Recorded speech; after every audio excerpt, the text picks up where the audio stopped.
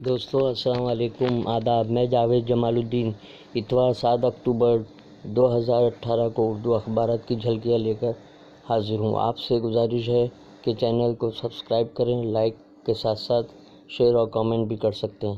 آج سبھی اخبارات: سیاست، منصف، حیدرآباد، ہندوستان ایکسپریس، سچ کی آواز، مشرق، نئی دہلی، روزنامہ انقلاب، اردو ٹائمز، روزنامہ سہارا، روزنامہ صحافت ہندوستان، ممبئی، اردو نیوز اور ہم آپ نے 5 ریاست میں الیکشن کی تاریخوں کے اعلان کو شہ سرخی بنایا ہے۔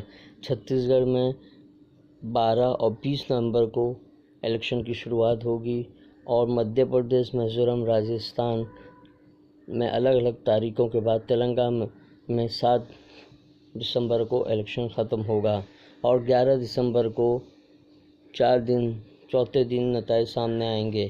کانگریس نے الیکشن کمیشن کی پریس کانفرنس کو 3 بجے تک ملتوی کیے جانے کا سبب اجمیر میں مودی کی ریلی کو بتایا ہے، لیکن الیکشن کمیشن نے اس کی تردید کی ہے۔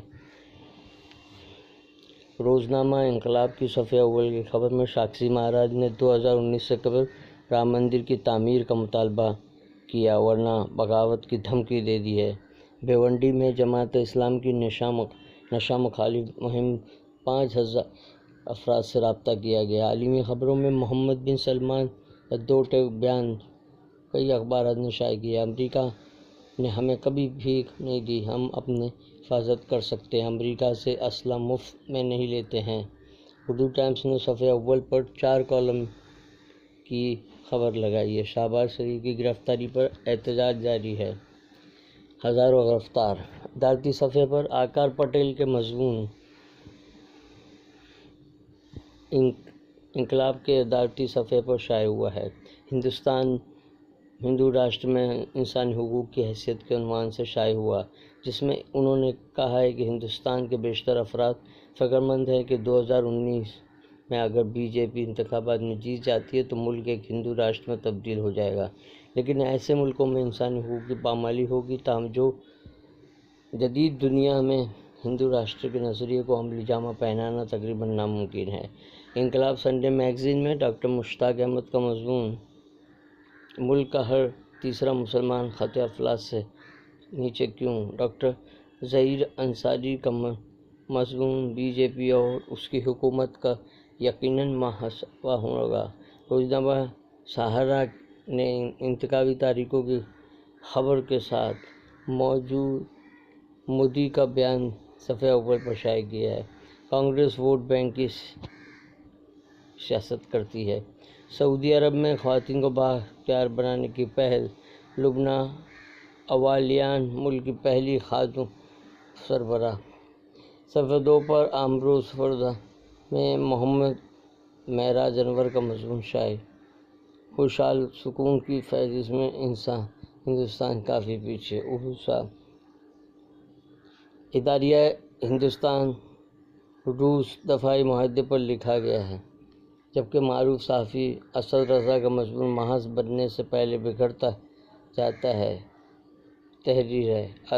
ویسٹ انڈیز پر ہندوستان کی جیت کو سبھی اخبارات نے نمایاں طور پر شائع کیا ہے اور اسے ٹیسٹ تاریخ میں سب سے بڑی جیت قرار دیا ہے۔ جیٹلی کا بیان۔ بینک اور ٹیلی کام کمپنیوں کو آدھار استعمال کرنے کی اجازت دی جا سکتی ہے۔ جماعت اسلامی کے امیر مولانا جلال الدین عمری کا ایک بیان شائع کیا ہے کہ رام مندر کے حق میں سپریم کورٹ کا فیصلہ آنے پر اسے وہ قابل قبول ہوگا۔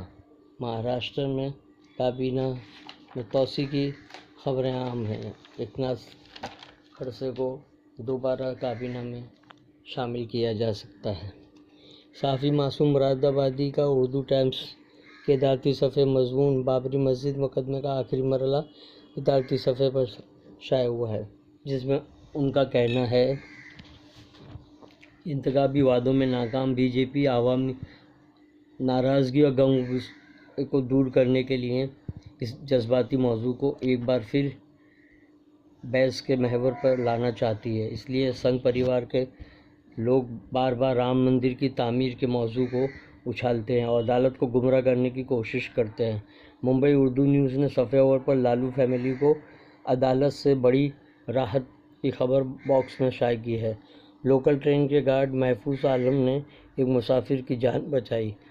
سوشل اویئرنیس ایسوسی ایشن نے 27 کی تصویر کے ساتھ شائع ہوئی ہے۔ ہندوستان ایکسپریس کی ایک خبر میں رام مادھو نے کہا ہے کہ ہندوتو اور اسلام کو مسئلہ نہیں، روہنگیا کو نکال دیا جائے گا۔ کرناٹک حکومت اپنی مدت کار مکمل کرے گی، کمار سوامی۔ روزنامہ ہم آپ کے مطابق مدھیہ پردیش میں کانگریس سماجوادی سمجھوتے کی کوشش ناکام ہو گئی ہے۔ میگزین میں احمد آباد میں مسلمانوں کا گھر خریدنا ایک مفصل مضمون شائع ہوا ہے۔ تلنگانہ اسمبلی کے لیے 7 دسمبر کو رائے دہی، 11 دسمبر کو نتائج۔ روزنامہ سیاست، روزنامہ منصف، کانگریس ترجمان رندیپ سرجیوال کے حوالے سے کیا گیا کہ وزیر اعظم نریندر مودی نے الیکشن کمیشن پر دباؤ ڈال کر پریس کانفرنس تاخیر سے کرنے کے لیے دباؤ ڈالا تھا۔ تو دوستو یہ تھی اتوار 7 اکتوبر 2018 کی کے اردو اخبارات کی جھلکیاں۔ کل پھر ملیں گے انشاءاللہ۔ اللہ حافظ۔